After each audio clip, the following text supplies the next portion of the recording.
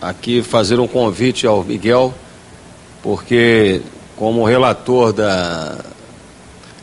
do processo relacionado ao Rio, certamente tem uma experiência tanto... Sim, mas com relação ao processo do Rio, ou não?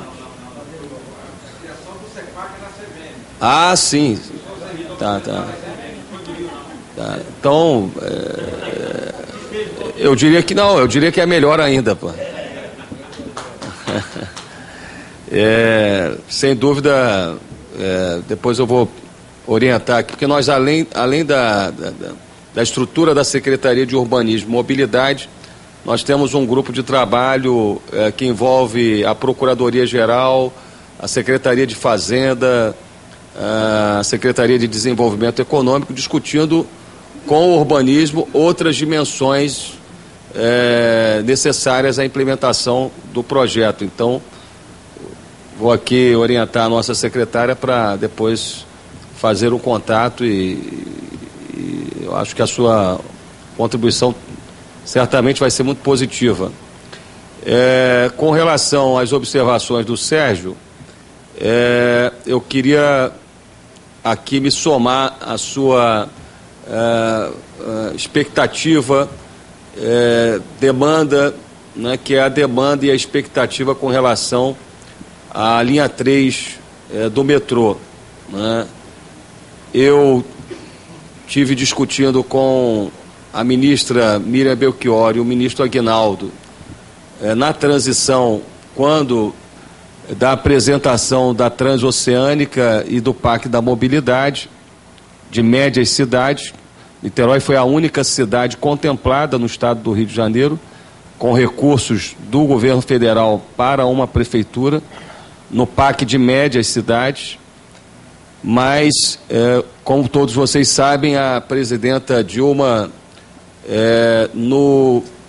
no mês de julho agora anunciou investimentos de 50 bilhões de reais em mobilidade para prefeitos de capitais e governadores.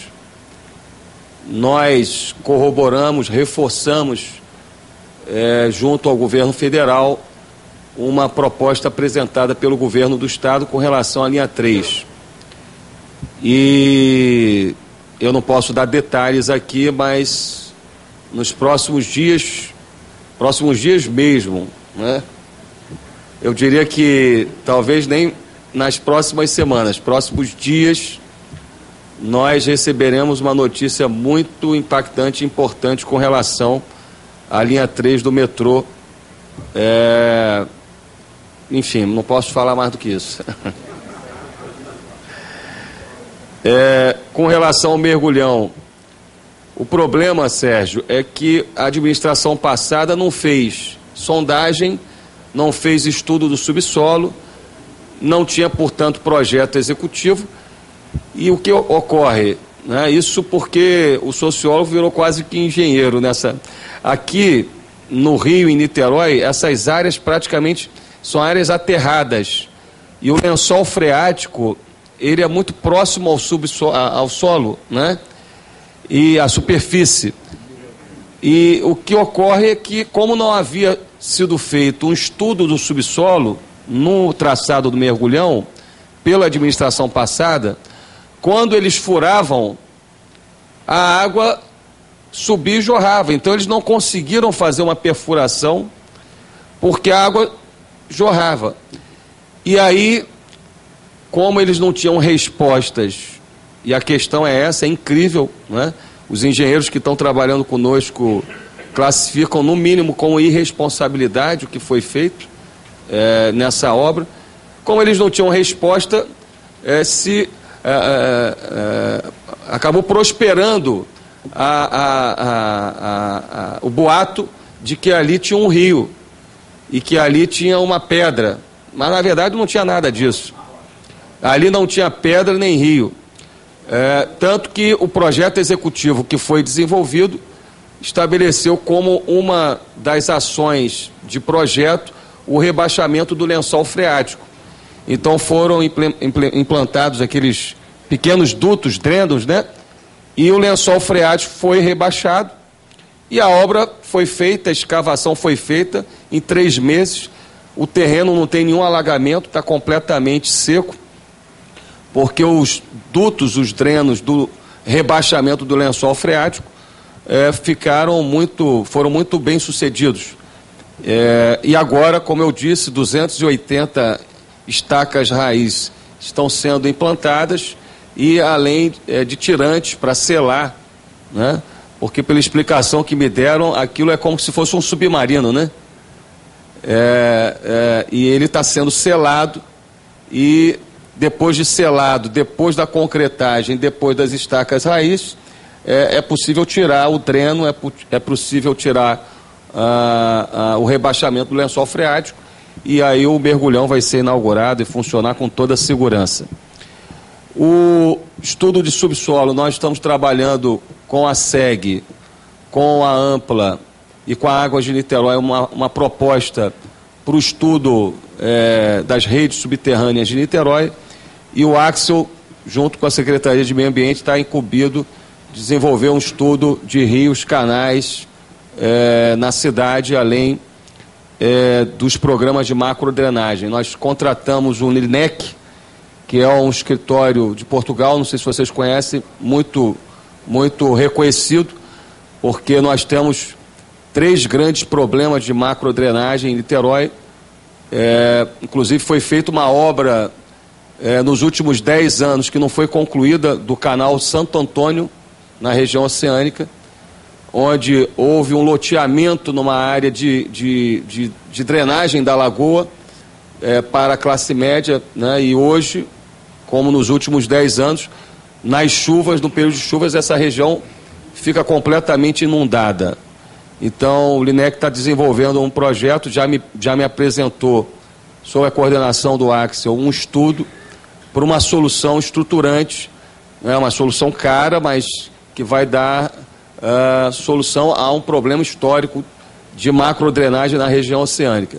E eles também estão desenvolvendo um estudo sobre a região do Caio Martins, da Lopes Trovão com a Roberto Silveira, que é um outro grave problema de muitos e muitos anos, e eu acredito que até o final do segundo semestre desse ano a gente tem uma proposta com relação a essa questão da macrodrenagem. Com relação ao chorume, você tem razão em parte, né? De fato, no ano passado, boa parte do chorume da região metropolitana estava sendo tratada na estação de tratamento de esgoto de Caraí. A partir da minha posse, nós fizemos um diálogo com o governo do Estado, especialmente com a presidenta do INEA, a Marilene, e o secretário Mink, e acertamos com eles um cronograma com relação a essa questão. Então,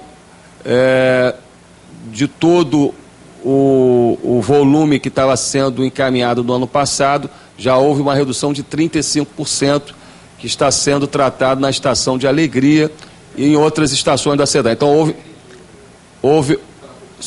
já houve uma redução de 35% do volume. O compromisso deles é que até outubro nós chegaremos a uma redução de 70% do volume.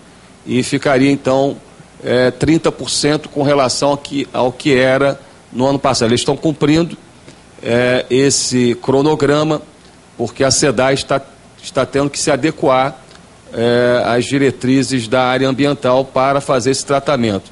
E nós reforçamos, como você bem mencionou, a necessidade do consórcio de Seropédica concluir, e a informação que nos foi passada é que até o final desse ano será concluída a estação de tratamento de chorume do aterro de Seropédica.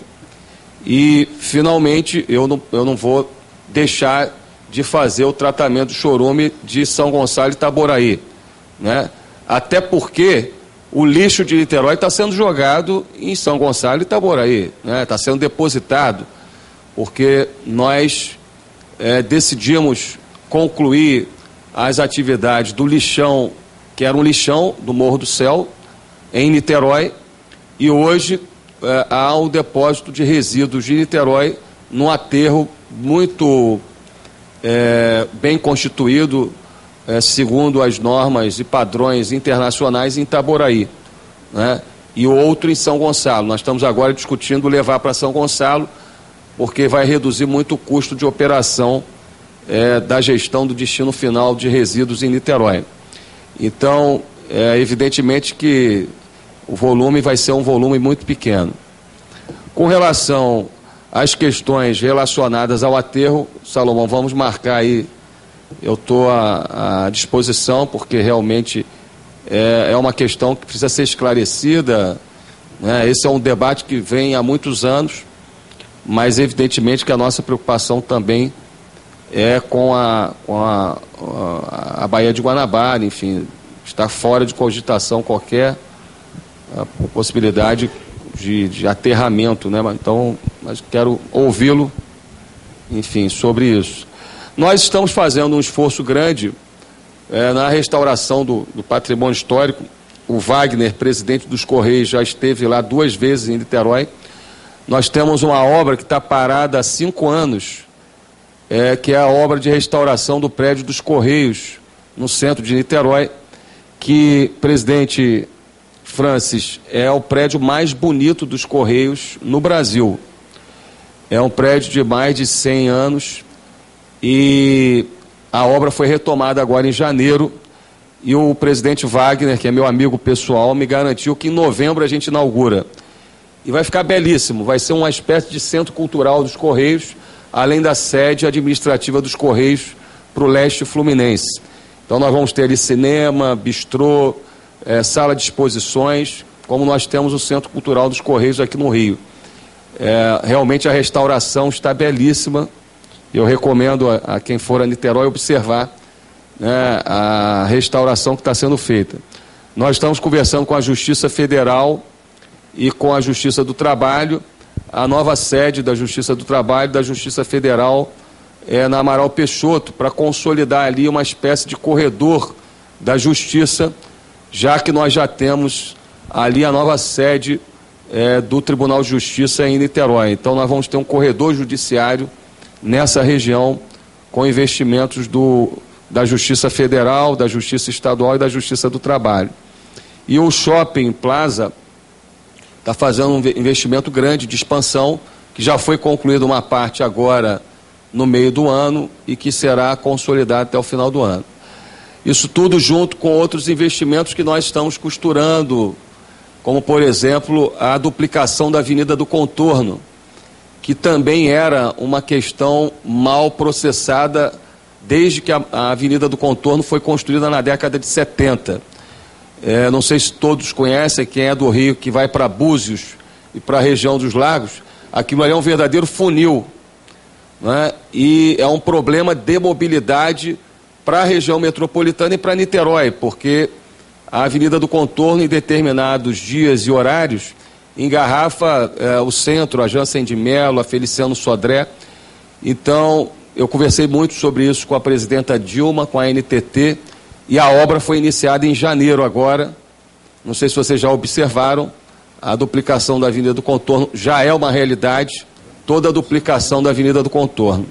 Então, é uma obra muito importante, que vai melhorar muito a circulação na BR-101, tendo em vista, inclusive, o incremento que nós vamos ter de circulação em função do complexo petroquímico.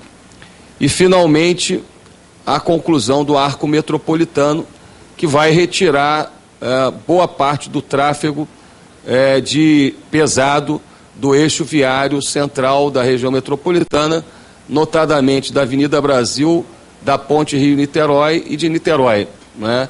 Com o arco, a gente vai ter uma melhoria nos sistemas de mobilidade nessa região, porque boa parte dos sistemas de transporte de cargas vai passar pelo arco metropolitano.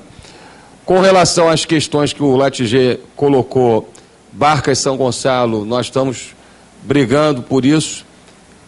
Agora o Estado comprou cerca de 9 embarcações que já estão sendo construídas, com previsão de entrega, parte delas em 2014 e 2015. Vai mudar completamente o paradigma da mobilidade no sistema hidroviário do Rio, porque as 9 barcas existentes atualmente são barcas da década de 60, né?